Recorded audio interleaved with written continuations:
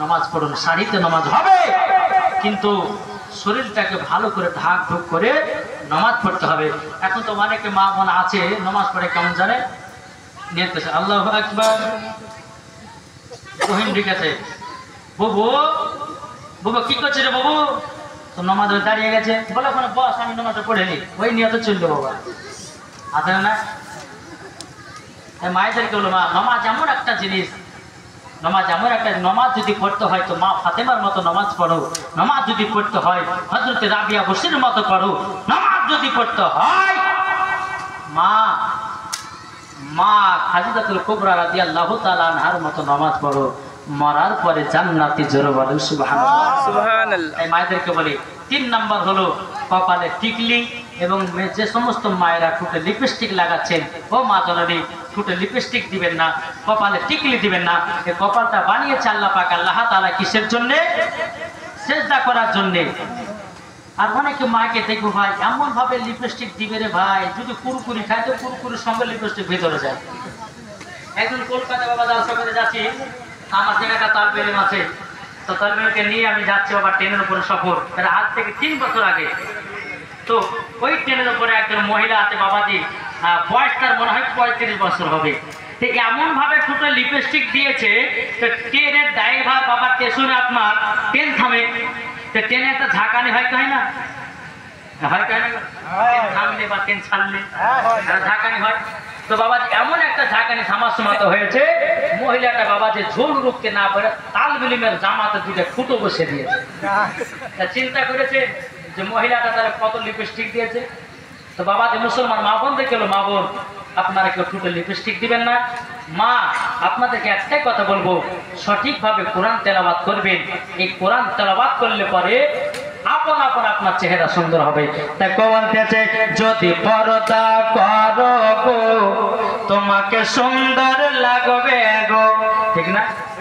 যদি কোরআন পড়ো গো চেহারা সুন্দর হবে গো, যদি নামাজ পড়ো গো তুমি জান্নাতে পাবে গো।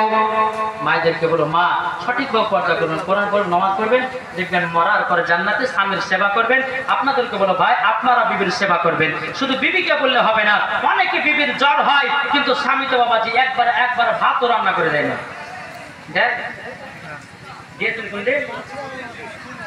বিবি যদি জ্বরে পড়ে থাকে বিবির দেখভালের দায়িত্ব হচ্ছে স্বামীর।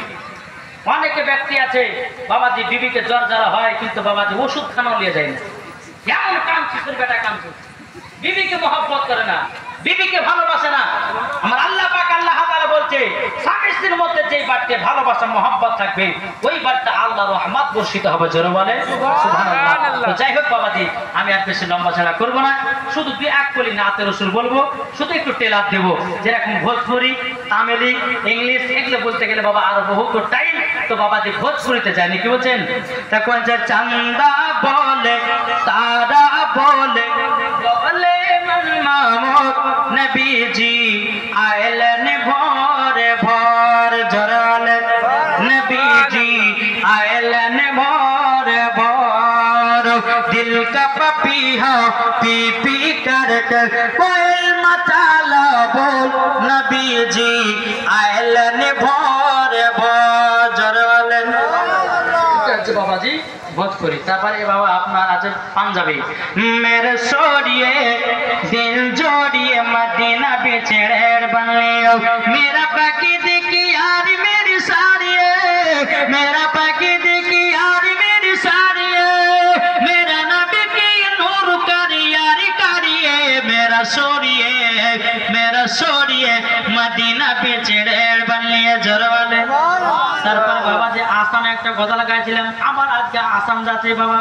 হ্যাঁ আসামে একটা গজল গাইছিলাম কি প্যারে রাজা নে यही है सिखाया आई लव यू आका, आई लव यू आका। একটা বুড়ে মানুষ বলছে মনসা মাথা পাখিটা আই লাভ ইউ করছেন কেন? অনেক তো ইয়ং মেয়েরা বসে আছে। আমি বলছি চাচা আই লাভ আঁকা মানে জানেননি? বলছে জানি না। আর সরতাকে বলছি ভাই আপনার জানেন? বলছে জানি না। পেছন থেকে একটা ইয়ং ছেলে বুক খুলে বলছে হুজুর আমি জানি। তো বলো। ছেলেটা বলছে হুজুর আই লাভ আঁকা মানে 7 তারের বিটিকে ভালোবাসে। ওই বোঝা হয়ে গেছে। আই লাভ আকা মানে ওগো নবীজি আপনাকে মোহাব্বত করি। আর কবি কি বলছে দরবারে মোহাম্মদ কা করিনা